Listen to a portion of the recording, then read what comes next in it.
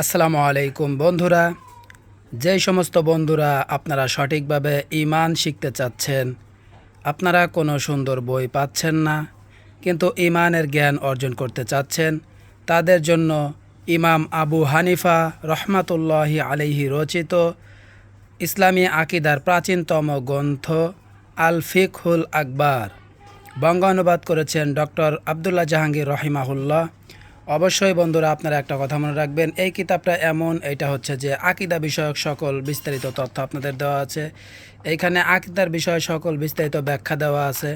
ইমাম আবু হানিফার জীবনী সহ প্রত্যেকটা হাদিসের গুরুত্বপূর্ণ ব্যাখ্যা এবং প্রত্যেকটা হাদিসের যে অপব্যাখ্যা আছে সবগুলোই দেওয়া আছে। এবং আপনি যদি ইসলামের ইমানের বিষয়টা পরিপূর্ণ শিখতে চান তাহলে এই বইয়ের কিন্তু বিকল্প নেই।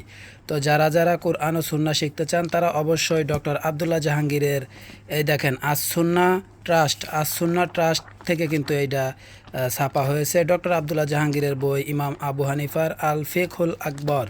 অবশ্যই আপনারা এই বিষয়টি আমল করবেন ইনশাআল্লাহ। আর লেখক পরিচিতি যে এখানে দেওয়া আছে, খণ্ডকার ডক্টর আবদুল্লাহ জাহাঙ্গীর। অবশ্যই আল ফিকহুল আকবর ইমাম আবু হানিফা রচিত এই বইটি অবশ্যই পড়বেন ঈমান ও আকীদা শেখার জন্য। ঈমান ও আকীদা যদি ঠিক থাকে আপনার জান্নাতের পথ খুবই সহজ হয়ে যাবে। আর ঈমান ও আকীদা যদি ভুল হয় আপনার গাছের গোড়া নষ্ট হয়ে যাবে, আপনার ইসলাম নষ্ট হয়ে যাবে। সেজন্য অবশ্যই আমল করবেন ইনশাআল্লাহ।